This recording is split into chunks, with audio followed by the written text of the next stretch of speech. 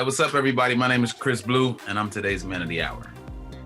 You are tuning into the Men of the Hour podcast, and while he's getting ready right now, I'm going to introduce Chris Blue, a man that I've considered a Man of the Hour for quite some time since I first saw him in 2017, and he smack dab won the entire season of The Voice with Alicia Keys as his coach, and he's been on such an extraordinary journey since then. Chris, you're someone that I've looked at for the last couple of years, and I've not only followed, but I've been trying to get your ass on a show like this now and actually talk for an hour. I want to learn more about you, man, but we've become friends over some time. I've interviewed you before, but it was on a shorter, time bracket or whatever, man. But where do we start, right? I want you to tell me where we're going to start this interview, because I could start it at The Voice. I could start it at the pandemic. I could start it at Alicia Keys being your coach. But where do you want to start this podcast?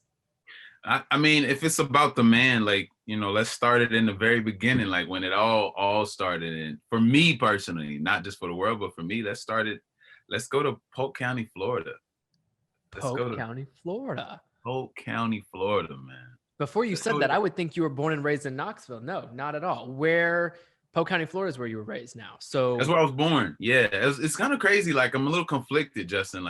So I was born in Florida and somewhat raised in Florida, but the bulk of my life I've been in Knoxville. So don't you think a lot of people are like that nowadays? You could be born. So I was born in Japan, and then 2 years later we moved to New Mexico, and then we stayed there for 3 years. Same like you. Spent a couple years here, a couple years there. You get to kind of choose your home, don't you think?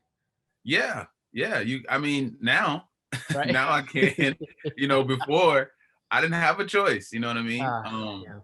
But life was good, man. I really, really, really, really, I love my roots, back in Florida. A lot of people don't know this about me, but Florida really helped shape and cultivate the man that you were looking at today, as well as Knoxville. And a lot of my Florida friends and family and homies be like, hey, bro, what about us? Like, you forget us when you talk about, in your interviews, like, you don't ever mention us. So I was like, man, you know what? I'm not going to do that to y'all. I got to shout out Florida. Because that's really, before Knoxville, it was Florida. That's where it all really, really started.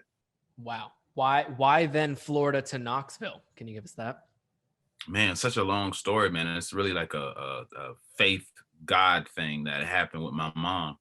My parents divorced when I was like 7 or 8 years old. And my mom was, raising all 7 of us by herself at the time. And 7, I said it, 7 of them things. And she was in at the time, I think mama was in her mid to late 30s, raising us. So imagine being 37, 38, raising 7 kids by yourself, working 2 to 3 jobs. Right. Craziness. Like, I think about her story now and I'm just like, this lady is seriously like a superhero. Superwoman, right? Yeah. Wonder Woman, man. They should have got her because she's just phenomenal. So anyway, I was 7 or 8 years old, parents divorced. And my mom was, working hard and doing a lot, but she felt like we needed more. You know what I mean? She felt like we needed to be exposed to more, have more opportunities to do different things. But she didn't want to just, move to, an LA or Nashville because, money was still tight. It was just one person raising 7 kids. So she was just praying and praying and praying and praying. And then one day she said, God told her he wants her to move to Tennessee, Knoxville, Tennessee, of all places. And it's a super long story, but long story short, it was like an audible voice she heard. And then we literally packed up everything or sold what we had and moved to Knoxville. And then the rest is history, because I think Knoxville treats people very well, right? Oh, I can't help but think about your mom and she was reacting when you had won.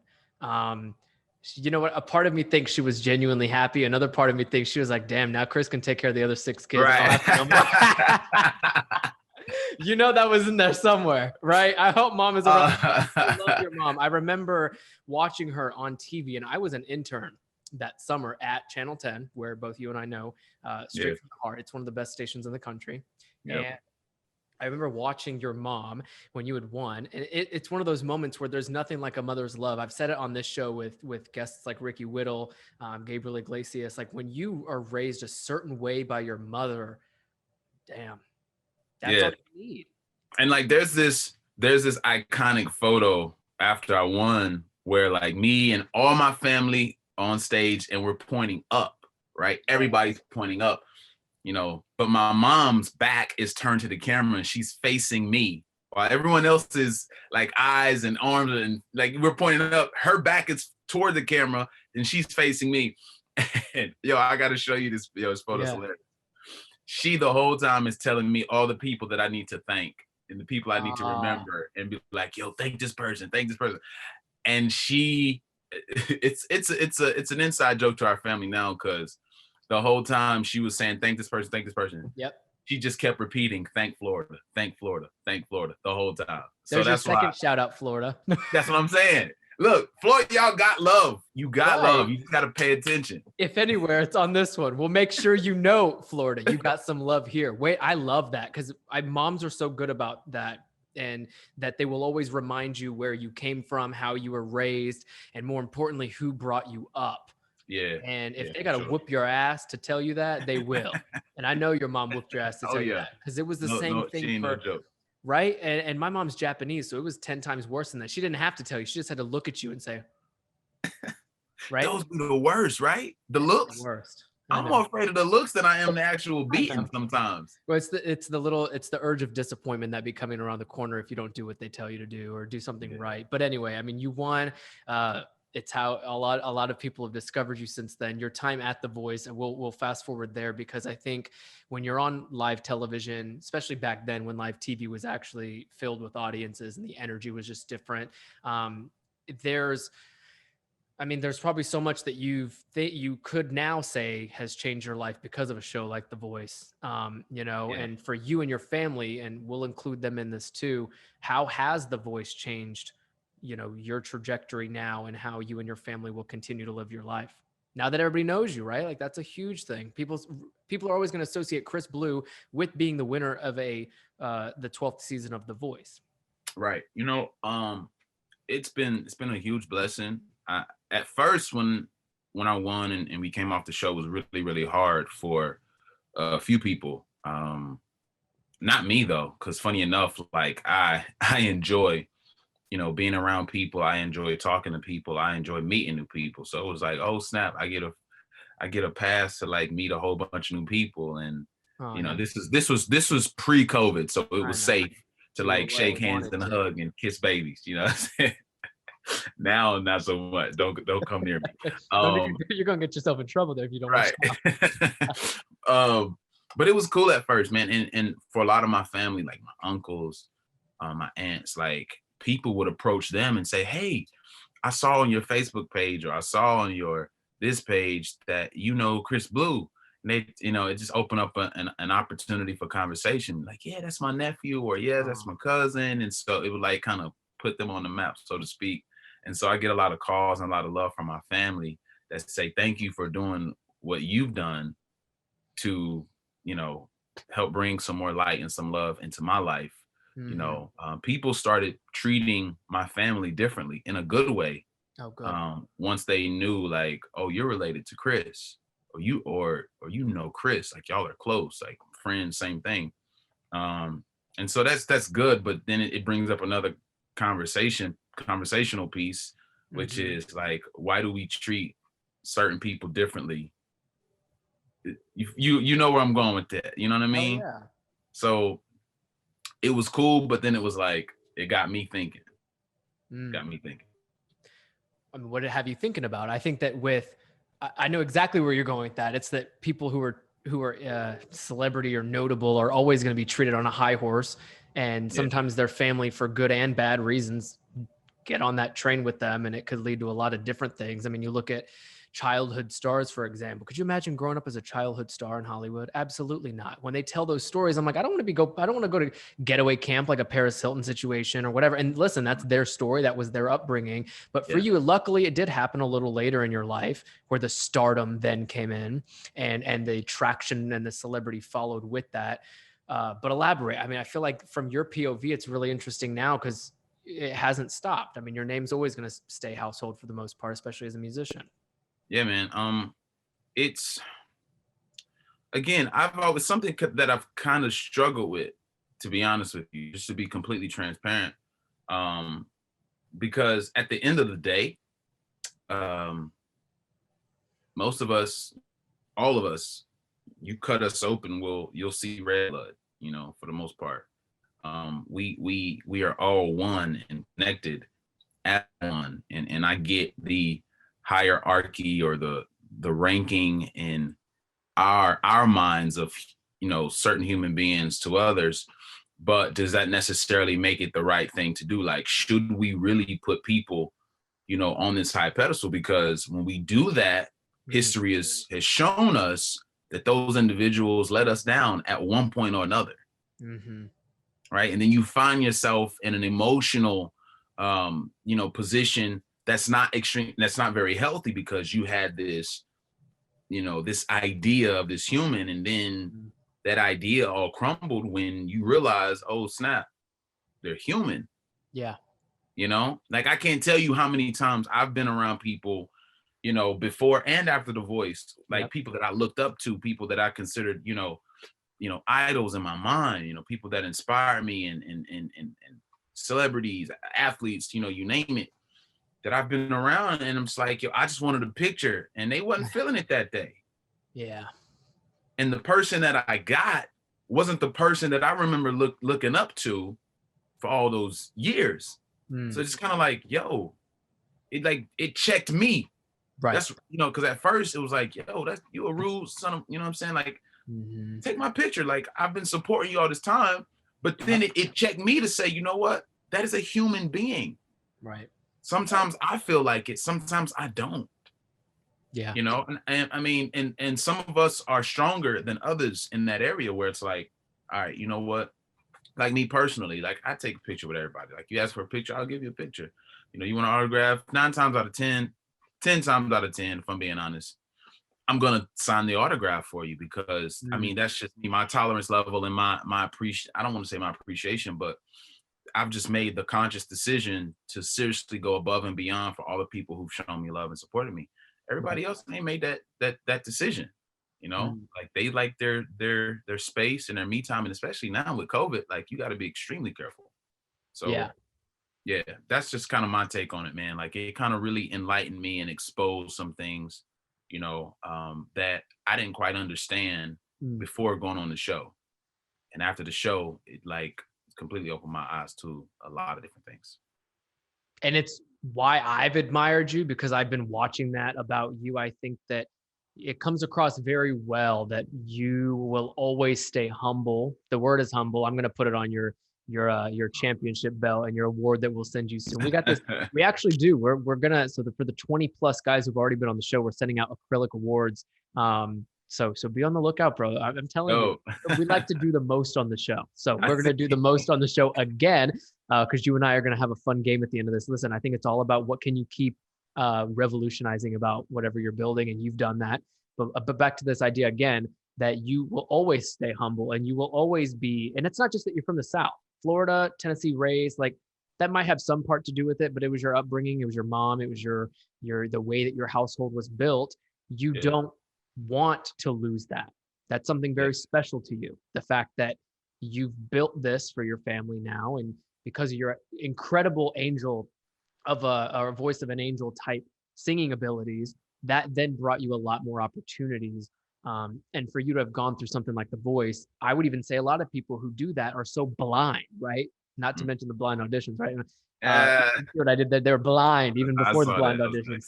But people are blind when they are in such big Hollywood lights, live television. Alicia Keys is your coach, and they're just like and it gets to their head. And then those same people could end up as A-listers one day in whatever part of the industry.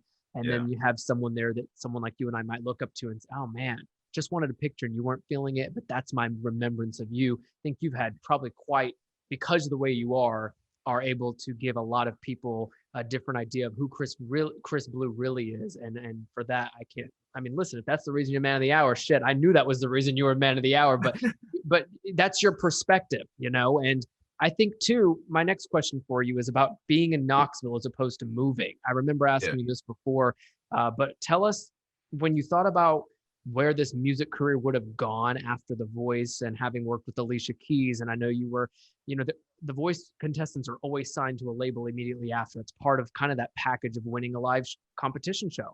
But you decided to go independent. You decided not to move to the epicenter of like Hollywood, LA, or even Nashville, to be honest. But when you stayed in Knoxville, what grounded you in that decision? And then why'd you ultimately decide to go independent while staying in Knoxville? Honestly, man, it's an easy answer. I didn't know what to expect, right? After winning the show, like I had an idea of what I thought would happen or could happen, but you don't really know what will happen. You know what I'm saying? Because the industry is ever evolving and the world is ever evolving and changing. So it could have went left, right, northwest, southwest. Like it could have went all kinds of directions. It could have went everywhere. Yeah. So the thing that really stuck out to me was Knoxville is a place that, and I call it pandemic proof, in a sense, right? In order to have a pandemic proof brand or be in a pandemic proof situation, you have to have three major things. You have to have a group of people that believe in you, a group of people that love you, and a group of people that are cheering you on. You got to have that in your circle, right? And so that's kind of one of the things that's been kind of keeping me even through the pandemic. Like there are people around me that I believe God has placed in my life, which I'm so grateful for, that believe in me. Like whatever I do, they're right there. Like, yo, I believe, I got you. I'm buying a ticket. I'm going to support people that love me, like no matter what, like whatever you're doing, Chris, I want to be involved. How can I help? What can I do? How can I be a part? How can I bring value to your life? Mm-hmm. And then people that are cheering me on, people that are like, I want to see you win. I want to see you go far. I want to see it. Not only do I believe that it'll happen, but that's what I want to see. Mm-hmm. And so when you put all of that energy together, you're going to get a beautiful outcome because you got all the support. I'm gonna go out on a limb and say this. Like, I really believe that 90 to 95% of musicians who don't quote unquote make it probably aren't making it because they are in a market that don't fully support them. Mm. Right? You got the LAs of the world and the New Yorks and the Atlantas and the Nashville, like some of the hottest music meccas, in our country. But those are also super large ecosystems. Yeah. Right. So the oceans is like massive. You feel me? And you're this tiny, small little fish. Right. In this ginormous ocean. And that's okay as long as you have the support system and the team around you. Mm-hmm. Most artists, I don't think it's a case where they aren't working hard. I think they don't have that team. They don't have that support. Because what I've learned in the business is you're going to have ebbs and flows. You're going to have ups and downs. Like it really is a roller coaster. You know what I mean? And so like I've had high days in the business, and I've had some not so high days, but we've on average been able to kind of maintain a level. You feel what I mean? Oh, and it's because of the support system that I have. So why stay in Knoxville? Because I got people around me no matter what. If I'm the A-lister or the Z-lister, right? You feel me? They still love me as if I'm the A-lister. They still support me as if I'm the A-lister. They're going to buy tickets as if I'm the A-list. They're going to be here for me. And not just, financially, monetarily to just kind of love on me, but man, they're always cheering for me. They always like, yo, our champion is that dude. That's our champion.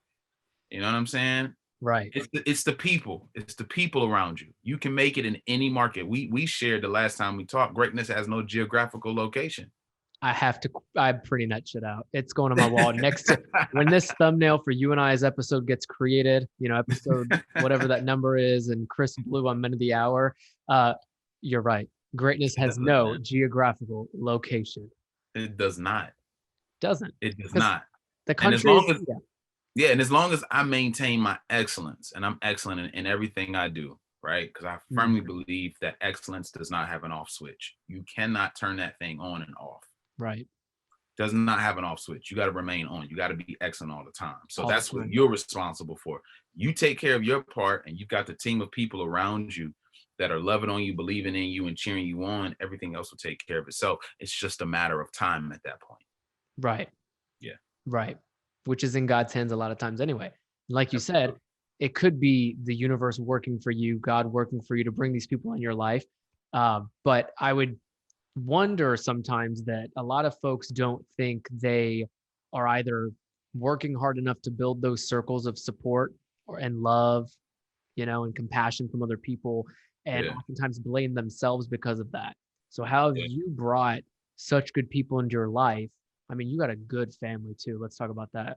I mean, you got great people. You've brought them in your life though. You're also like, I talked about this idea of a security blanket in the past where, you do want to be careful who you're bringing in, how often you're bringing certain people in, how often you're, spending time with people and socializing as opposed to giving to Chris Blue. Yeah. But maybe there wasn't a point in time for you where you had to think about this really, but if you did, where did you begin to build that support system, or did it just exist? And if it did just exist, for those who are looking to build a support system, how do you think they could do it? Man, I think it has a lot to do with the law of attraction, right? You attract who you are. Yeah. You know what I mean? And so for me, I'm just who I am. Mm-hmm. And I stopped apologizing about who I am a long time ago. Mm-hmm. It is what it is. I am who I am. I'm going to love God. I'm going to love family. I'm going to love people. And I love the way love feels. That's just what it is. Right. And so those are the type of people that I attract. Like my life becomes automated because I don't have to think about certain decisions anymore. Like I don't have to think about the people that I need around me. My core values and my morals, it automates those decisions. Like I know I want people who love God. I want people who love family. I want people who love, people. Like I want those people. So when I'm interacting with people who don't, line up or who are in alignment with my core values and what I stand for and what I believe in, it naturally don't work.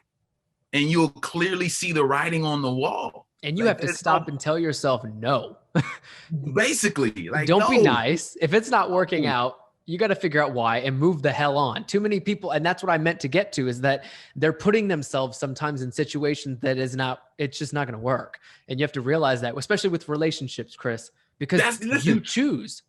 Absolutely. Look, you just said it. I'll probably say it probably started there. Before I got like married and all of that, like, bro, I had options. Before The Voice, I had options. Right. You know what I'm saying? And I'm not probably, I won't go out on a limb and be like, yo, I'm the finest thing in the world, but I had Chris options. Blue, right. You had options. I had options. Shoot. Chris Blue, I wasn't hurting for a date. I wasn't, But she's lucky, bro. And we'll get to all your updates there, Chum. I'm so lucky, excited. Trust me. Yeah. I'm lucky. He said But anyway, but my point is, like, I would make my decisions based off of like who I am, and like the type of woman that I want would have to be in alignment with that and what I believed in. Yeah. And that just stems out to my relationships outside of the intimate relationships that I used to have. So that's how I built the team. Mm-hmm. A team. You have to have an A team, and you have to. Man. It keeps you grounded, and they don't have to be people in the business. There's too many misconceptions, I think, with media and entertainment that your close circle has to be other musicians, other producers, other directors. No, they don't have to be in the business. You need to have a close team that does that stuff. That's very skilled and equipped to get you to where you want to go and where you all can go together. But I found my closest friends have nothing to do with media and entertainment, and that is okay. Yeah. You need people in your life that just love you. Yeah. Right. They don't want anything from you. They don't need anything from you, right? Which proves they don't want anything from you because they don't need it. Right. But you want to make sure you have people in your life that just simply love you. That's the most important thing. And for me, it was important. When I left The Voice, I probably had more people in my circle, in my close circle, that were, outside of music industry than I did have inside the music industry. Because I was more interested in the man that I would become, than the musician. Because I feel like, I guess what most people say, cross their fingers or whatever, knocking on wood, all things continue to go well. I'll always be a singer. I'll always, have a love for music and a heart for music and be able to create, but I feel like once you start to go down that slippery slope of destruction, mentally and emotionally as a human being, it's so much harder to climb out of that than it is to climb out of a sloping music career. You know what I mean? If that makes any sense. So I've spent more time, harnessing and cultivating the man that I wanted to become and the man that I want to be in the early stages of my music career. And I think it's paid off and it's paying off. Because right now, I'm so happy. I'm happy you're happy, bro. You feel me? And a lot of artists struggle with that. They have to have X amount of followers. They got to have X amount of this, and and their measurement of success is like, way up there, and they're like way down, and they're miserable mentally, emotionally, some physically, just not in good places. I know some of them personally, just not in good places. Then look at myself, and I'm like, I'm happy. I'm good. I'm good. I'm good. It's all that stuff's gonna come. All that stuff's gonna come. In time, it's gonna come. Make sure you yourself as a man, you are grounded, you are rooted, right? And you are confident and you're stable mentally, physically, spiritually, and who you are. All those other things will be added eventually. Taking notes, people. Those who are listening. If you're watching, you get all the big bucks, right? You get Chris saying that, and you get to look at him. Bro, you know what I remember reading? I want to switch gears here for a second and talk about the process, because I'm happy you're happy. I'm really happy you're happy, because when I see people who are in our industry that are miserable or very competitive sometimes, or just constantly thinking about the next thing, I'm like, how the hell can you even be happy if you're not present enough to realize that you've built what you have right now? And on that note, I remember reading, and I was very fascinated to find this out, because I was like, I never thought of this about Chris. You had mentioned that you had problems finishing things, and I wanted to hit on that today, because same. I think anybody listening to this right now can feel that. Yeah. Everybody has a hard time in today's world of like, there's just like so much happening in our lives, and there's so much access to certain things, like social media, or just having all these tools at our fingertips. It's like you don't really know what to activate on and how much of a deep dive to go into something anymore, because it's all there. And once you start a project, sometimes it really is hard to finish it. I guess particularly with you for music. When do you first remember telling yourself that it was hard to finish something? And then how did you kind of get over that to a point now where I'm assuming you're better at that? Yeah, man. I probably recognized it maybe about a year before I went on the show. I recognized like, I start a lot of stuff, but I never finish any of it. You know what I mean? And it started with songs. Like I would have all these writing sessions, and I would I didn't take music seriously until literally about a year before I went on The Voice. So I officially became a solo artist, officially in my mind, about a year before. So back in 2016. Right. I'm doing writing sessions. I'm writing songs. I'm doing this. I'm doing that. And then I looked up one day and I'm like, I was telling somebody like, yeah, man, I got a whole bunch of songs, you know, I've written, and they're like, yo, let me hear them. And I started going through my songs and I realized, dang, I only got like one verse and one hook. I never finished the song. I don't Yeah. have a second verse. I don't have a chorus. And it's cool. Like if that's the intention to create one verse, one hook song, that's the intention, it's cool. But my intention was to have at least two verses, a bridge, you know what I'm saying? The traditional way of creating. And that's when I realized, you know, I didn't finish. And then in my relationships, I would be with a girl. I remember, man, I was in high school, like I would date a girl for like a month and I was like, yeah, I'm ready to move on. Like I'm done. Like, you know, I'm not interested anymore. Do you think some of that was just you feeling like you kind of like wring things out for what it's worth and then you're ready to move on? Or some of it was just you like to start things maybe and it's like you just move on to the next thing and keep going?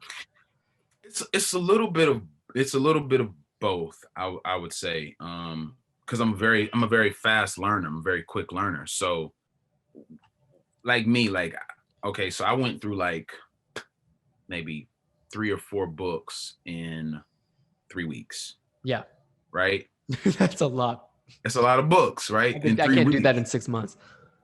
So, but what happens is like I get the gist of what the book is talking about. And for the most part, the rest of the book is saying the same thing, just, you know, with different words and different inflections. And so I'm just like, all right, boom, time. I got it. I got what you were trying to, you know what I'm saying? Like every book or every idea or every thought, right, has a thesis. Right. It's a thesis. So once you understand that thesis, you got it. Move on. Go to the next one. It's a whole nother way to look at the question I asked you, because that's true. I think you just learned fast enough to realize it's time to move on. Yeah. Wow. And then with relation to music, maybe that's a whole different thing because you have to finish the song, but with relation to everything else in life, because you mentioned that before previously, like it was with my relationships and I would start all of these things in life, music aside, right? Music, we know you're finishing songs because I've been hearing a lot of your stuff anyway, right? But with personal stuff, that is very interesting. If you are a fast learner, odds are you're going to quickly realize when things just don't no longer have a place in your life and you just move on, be it a relationship, a book. That's funny because maybe like, especially with books, don't you think?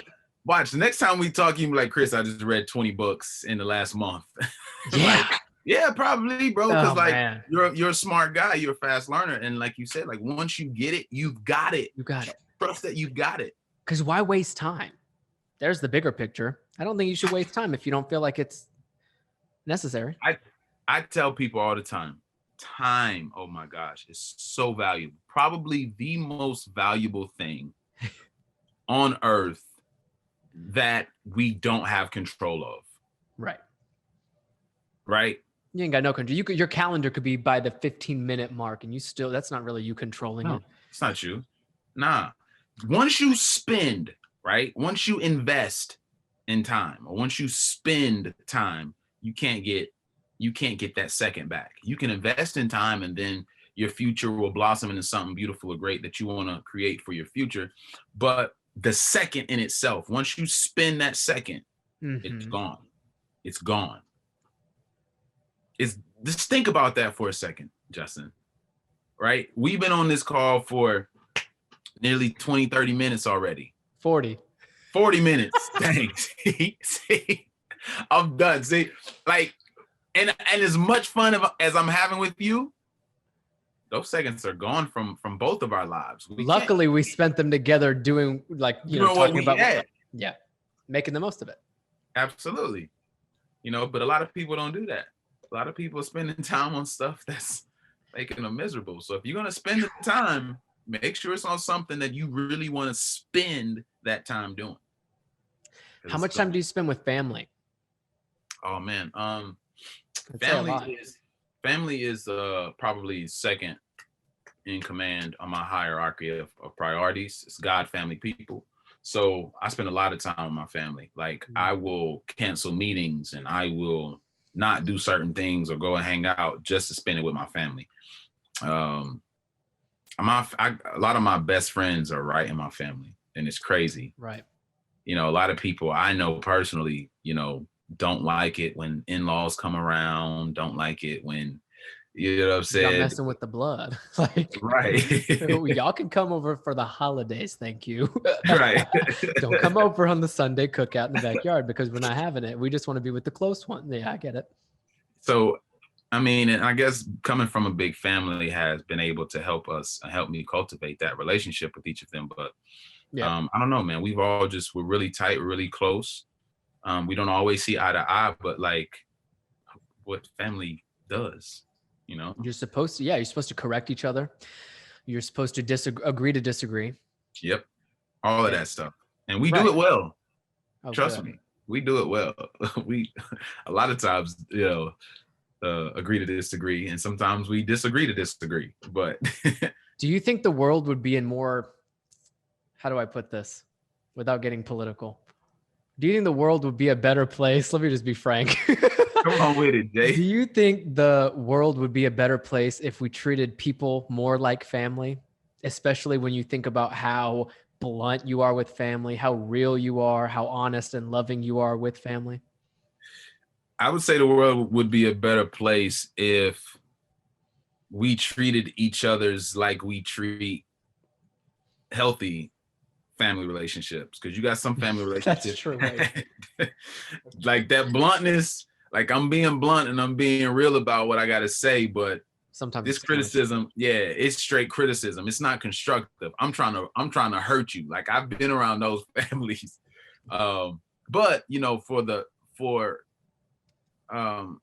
those families that really showcase and are an example of what family should look like, supposed to look like from every angle, especially from a love standpoint, I would say, yeah, man, if we treated each other like family and looked at our neighbors as our brothers, our sisters, you know what I mean, and allowed love, right, to be the arching theme or arcing theme, then I think the world will be a much, much better place. It'll be a lot easier and smoother climate to live in. I fully believe that. Yeah. I'll pray that we get you should use that as your campaign slogan when you don't even wait, say it. When you go out for the presidency, you should use that for your campaign slogan. You gonna be my VP? I got you. You heard it here first. Give us a decade. What do you think? Yeah, a little bit more than that. Okay, fine. Let's get to the highest of highs in our career, and then when we're feeling the decline, and your voice of an angel starts sounding more like know what I'm saying? Right. When it starts sounding more like Kermit the Frog or not necessarily an angel. You just come knocking on the front door and you say, "Hey man, you ready to go run?" Yeah, that's all you have to say. I'll probably be in my wheelchair or I hope not wheelchair, but I might, my pace might be a little slow. My knock might be a little light. But knock. Hey man, you ready to go? Right. And we'll go to office. Oh, I love that because it's right. I mean, I think someone who would make the best leader, political or not, the best leader knows how to treat people and knows how to build people up and knows how to love people for who they are. We know that, but I can't express it enough, especially like everybody we brought on the show, including yourself, brings that to the table, which makes for such fruitful conversation, but also it so relatable. To your point earlier, how people will get into Hollywood or they'll start rising the ranks of their industry and start acting like their time away from people is more important. But sometimes your 30-second hello, how are you doing? It's great to see you. Thanks for being here is much more than I think fans could ask of people nowadays. And fans in addition to everybody else, but it's really just treating people like human. I live by this, and then we'll move on. I live by this. Inspiration is everything. Intimidation is nothing, right? So what that simply means is when you're trying to get someone to do something for you, when you inspire them to do something for you, they'll give you everything they have. But when you intimidate them or you try to use fear as a mechanism to get them to do what you want them to do, they'll give you the very minimal just so you can leave them alone or you can shut up.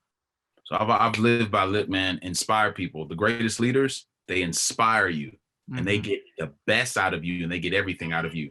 The worst leaders, they intimidate you and you get this much, just enough so you can shut up. So Leadership 101. You ready to write a book? Put those other 6 down that you read in the 2 to 3 weeks. Go ahead and write a book. I think that's something you could totally start and finish. I'm counting on it. And finish. All right. 2 things already coming out of this. We're running for office, both you and I, like long down the road. And then we'll both write a book. Okay. I'll help you write it. Chris, I bring up family because I think you got a little message you want to share, but who's ready to have a child? No, not me. I'm not ready, but you're ready. But I have to be ready because it's coming. It's coming, man. I'm about to be a daddy, a girl daddy at that. That's going to be so exciting because, listen, it's new. And you've seen it. You were raised by a very strong woman, and you're about to raise this young lady to be just like her. I have no doubt about it. You know, man, I've always wanted a boy child first because I felt like they would, they'd be easier to handle, easier financially, easier just in every way. Like I just thought like boy kids would be just a lot easier. Like, right. And that when the cuteness wears off, then you get attitude. And it's like, you don't want that because then the rebellious age comes. Yeah. And like, most boys are they pretty easy. They're easy on the woman during the pregnancy. They're easy after like age 5 or 6. It's just like, the heartbreaks and stuff are like minimal. Yeah. And you ain't got to worry about the changes aren't as bad. So it's just like, I want my first go round to be a boy. So, I can just warm up to it. That's not going to happen. So what are you going to do now, man? You have a plan B because the girl's coming. I'm gonna do what my father-in-law used to do. So he had 3 girls in the house, including 3 girls plus his wife, so 4 women. And there came a time where all of them were they got synced up, right? And all 4 of them was synced up. And so he would lie and say, "Hey guys," he would get dressed, put on a suit, and lie and say, "Hey guys, I'm going to church. I'll be back in a couple hours." No. And he would just go sit in the car. He would go sit in the car. It would just like watch Netflix or read a book or just get the hell out. Just get out. So wait. Hopefully you don't have to do that, but hey, it's true. When you get a house full of women, it's a whole different territory you're treading on as the only man in the house. Listen, I'm keeping it in my back pocket. Hopefully I won't, but it'll stay back there just in case. Oh man, I'll pay for that Netflix subscription, buddy. I'll make sure you stay sane. You mentioned you and your wife. I'm so excited for the both of you. This is great. This is like that step, I think, in relationships. People just you're waiting for it.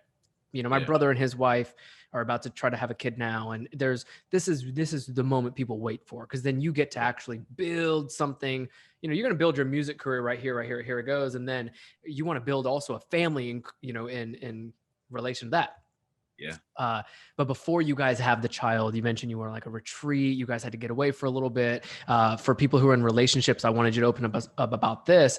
What did you guys learn when you go on like a retreat of some kind, just the 2 of you before that baby comes into your life? You learn that the time you have together is more valuable than you think and than you thought, Right. It's been just us 2 for, the past X years together. And that's all we've ever known. So once baby girl gets here, we're about to shift everything, right? Everything is about to be about her. Yep. And so you have to spend or invest that time into each other before the child comes. Yep. Because you have to remember, anytime 2 individuals come together to make a third, right? Mm-hmm. That third is an extension of the love that the 2 individuals possess or came together to create, right? I hear a lot of parents say, I love my child more than anything. And I cringe when I hear that, because if you're married, or if you have a spouse, or if you're in a relationship where you guys are still together and you're working on that, you know what I'm saying? I respectfully disagree. Yeah. You should never love your child more than you love your husband. Or husband, you should never love your child more than you love your wife. Because remember, that child is an extension, and it should be an overflow of the love that you have for each other. Again, my view, my opinion. Yep. So if you two split apart, or you two don't work out, I mean, the love, the potential of love that you can give that child together far outweighs the potential amount of love you can give that child as an individual or as co-parent. And again, I'm not against the co-parenting. I'm not against, like, if the two parties don't work out, they don't work out. I come from a family like that. You know, my mom and dad divorced. It didn't work out. But just imagine the amount of love I could have received had they stayed together. It would have been more. It would have been maybe double or triple or quadruple of the love that, you know, I've been able to receive from, you know, each individual parent. Yep. You know, so that's why we spend the time together, because we understand that our baby is a blessing from God and is an extension. It's our baby is an overflow of the love that we've shown each other. Like there was a period in our life where, honestly, I don't think we needed to have any children. Like we weren't ready. Yeah. I don't think we loved each other enough, or loved each other the way we should, you know, to produce a child and then love that child the way that child deserves to be loved. So we had to grow in love so that the child could receive the overflow and the extension of that. And she's going to. Yes, she know, is. And if y'all aren't ready to provide it, you better get ready, because she. When can we expect? Like, when are we expecting? Definitely this spring at some point. The date keeps changing. Yeah, the date keeps changing, but sometime in the spring. You call me. I'm excited. I got you. Just call me. Until then, you go mentally prepare for that. Speaking of mental preparation, I remember when your latest album came out, Fresh Start, I couldn't help but think that there had to have been some idea about giving yourself a fresh start when doing that. I want to talk about you as a musician now. I mean, because you as a daddy can wait. We'll bring you back anytime when you want to talk about the kids, right? Especially once it's actually coming to fruition. I can't wait. Yeah, man. I'm going to wait a long time. Listen, Chris. Take your time. Right? I'll have the kid before we run for office, but I will definitely wait a very, very long time. Fresh Start. I love the song, the single Fresh Start, but then the entire album that you created. I mean, I think anybody that looks at the titles of the songs and listens to it, clear as day that this is something you were wanting to put out as a reminder to folks that not only should you give yourself the opportunity to look at a reset button, but you need to press that sometimes. So when you put out that album, how much of that went into the songs, and, you know, what were you really hoping people would come away from having listened to it? It's never too late for a fresh start. Like, we all are human beings. We have different backgrounds, and we come from different places and have different experiences. And, you know, we make mistakes, we make decisions, some we're proud of, some we're not. And so my thing was always like, listen, it's never too late to just start over. I don't care how old you are. I don't care how young you are. It's never too late to just press reset, you know, regroup, because experience, as I struggle with this one too, like, a lot of people say experience is the best teacher. For me, it's been instruction. Instruction's been my best teacher, you know, but sometimes when I didn't follow those instructions, I had to go through something to learn it. Sure. So that's what I wanted people to get out of it, man. I wanted people to understand that, like, I'm a life musician. I'm not just a musical creator. Like, I'm a musical creator that I'm trying to change your life. I want you to think. Yeah. I love that. If y'all heard a poot, I swear that was the chair. Listen, sometimes they make these noises. Isn't that stupid? It was you, Justin. Own it, man. It's cool. We good. No, I would have told you if I farted. One thing about me, especially if we're going to run for office together and share a damn office, Chris Blue, I I'm better open get and honest ready. about all that is. I better get ready. Thank God for these gas masks that people are creating because of COVID. I'm gonna be well prepared. Trust me. Chris, we got a couple minutes here. I wanted to ask you, what are you working on? Are you working on a baby? Are you working on any new music? If you are, tease it up, bro. If there's anything coming up for you that we can get excited about, what would that be with music? Well, already, man, Back to the Future is out right now. You can go get that on all digital streaming platforms. But in about a couple weeks, I'm going to shoot my next video for this new single that I'm about to put out, which I think this is a song that everybody's been waiting on me to produce, create, and put out since The Voice. Like, this is that sound. Everybody's like, yo, when you come out, it's gonna be this. And like, people had this idea or this expectation of what the music is supposed to be like, and it's finally that.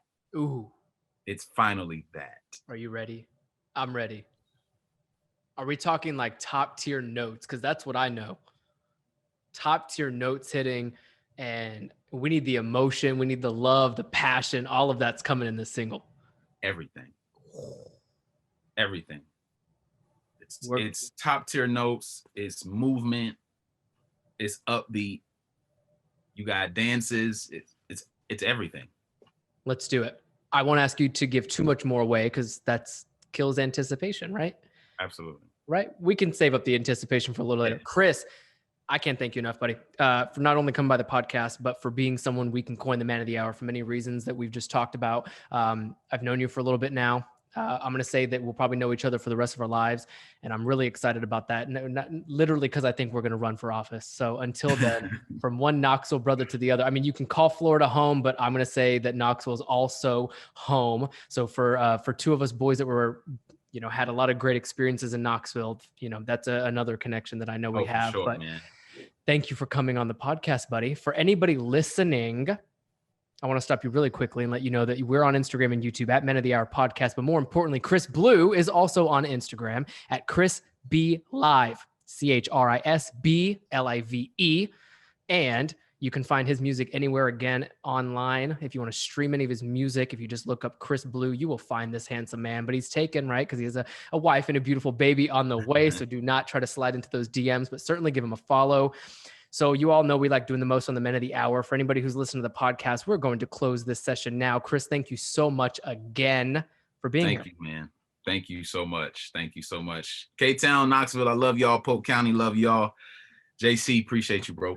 Oh, bro, you're the best. And for anybody who's on the YouTube channel with us, we're going to hit a quick game. And I mean quick. The whole point of this game, Chris, is very, very, very, it should be fun. I like asking quick questions and getting your first thoughts. And these are questions we didn't ask you during the interview. We were deep, right? Like that's the whole point of this show. I like conversation with depth. Let's have a little fun here with the rapid fire question session we have for you, buddy. Are you ready? Let's go. If you could buy one type of food, any food right now, what would that be? Candy. If you could be an animal, what would it be and why? Lion, because I'm the king, baby. Come on, Lion King. What is one thing you would put on your bucket list right now? Oh, wow. Travel the world. Okay. Who do you admire the most? That's tough. My Dukes. Yeah. If a movie was made about your life, what genre would it be? And who would play you? I would play myself. I like that. And it would be a comedy, suspenseful, drama, action. He wants it all. Listen, and you can have it all, okay? Because you're on the Men of the Hour. If you could go anywhere in the world, I know that's on your bucket list to travel the world. If you can go to a particular place, where would you go and why? Israel. Oh, nice. What is your favorite hobby? Basketball. Sports. I love that. What's one weird guilty pleasure you have? This is family friendly, by the way. We don't need to know how the baby came to life, bro. It's funny. All right. Favorite guilty pleasure. I would say, dang, I got so many. I'll give you one. Favorite guilty pleasure. Staying up late at night, eating cookies and milk, and watching LeBron James play basketball. Oh, I love that. You knocked 3 out with 1. What is the first thing you do when you get up in the morning after that long night with cookies, milk, and LeBron? Probably go back to sleep. That long of a night. Snooze button. Right. What's the one thing you own that you wish you didn't? Ugh. Oh, dang. These are some tough questions, Justin. It's supposed to be rapid fire. You got me thinking. Oh, man. The one thing I own that I wish I didn't own. Oh, man. Because I love all my stuff. I feel like you have Crocs sitting in the closet. Or something like that. I got a pair of gold slippers. That's what I'll say. I got a pair of gold slippers that I bought and I wore for my very first concert after The Voice that I wish I didn't own. Yeah. They looked good on you then, not now, is what you're saying. Yes. What's the one thing you would say you're most afraid of? Obviously not the dark because you stay up pretty late. Most afraid of. I'm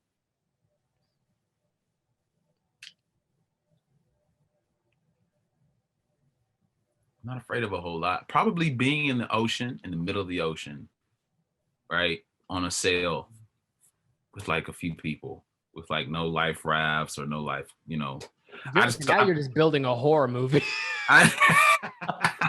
This is Jaws number they're on 5 or 6. Yeah, I don't wanna. Yeah, the ocean terrifies me. Okay. I've been on several cruises, but the ocean terrifies me. We'll remember that. What is your favorite non-alcoholic beverage?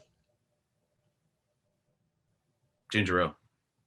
What's your favorite alcoholic beverage? Anything with a little brandy. Okay. Ginger ale and brandy, maybe? Maybe, yeah. Okay. What fashion trend do you just not get? Don't I could tell you mine. It's a couple of them. Probably like, and I see it a lot, like, dang. I think it's the shoulder pad thing. Like the spiky shoulder pads. I've never understood that one. It looks okay, but I've just never got it. Like, I don't think any of us will ever get that unless you're listening to a rock band play on stage. Yeah. What's your least favorite type of music? Least favorite, I'm gonna go with heavy metal. Same, screamo heavy. If you had an access to a time machine, where would you go? Dang. Don't say Back to the Future. We're gonna go ahead and drop that single name right there, right? I thought about it. I thought about it. You was in my head. All right.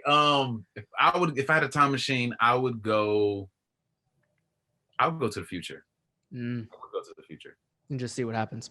Yeah, if you had access to it, no, hold on. What's an award show you would like to win in your career, or like an award? Grammy would be nice. Yeah, I was thinking the same thing. Who was the last band or artist that you listened to? Oh, it was Alicia Keys. We love Alicia. Her birthday's today, so it's happy birthday. You got to call her. Yeah, I will. If you could be on a giant billboard in the middle of Times Square, we'll throw Alicia Keys in there and share a billboard with Alicia Keys.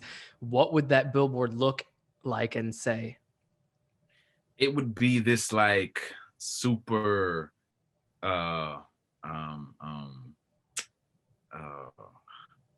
what's a good question? We would be posing. Maybe side by side. Yeah, it's definitely side by side or like back to back, like like we owning this, you know what I'm saying? It would definitely be a billboard of ownership. And it would say the king and the shing. I love that. That's all it has to say. Gold letters, and put those gold slippers on there too while you're at it. I don't get the billboard ripped down. Nah, Jay, we ain't doing the slippers, man. Hold your foot up like this and just be like that. Last question, number 20, my favorite. What's one word you would use to describe the interview we just had on the Man of the Hour podcast? The best. No, you're the best. This has been great. Chris Blue, thank you for playing rapid fire questions with us. It was fun. I mean, these are the questions we really wanted to ask you. We just didn't ask it in the first hour. So here's the bonus clip for you, everybody. Thank you so much for watching, and we'll see you guys again soon.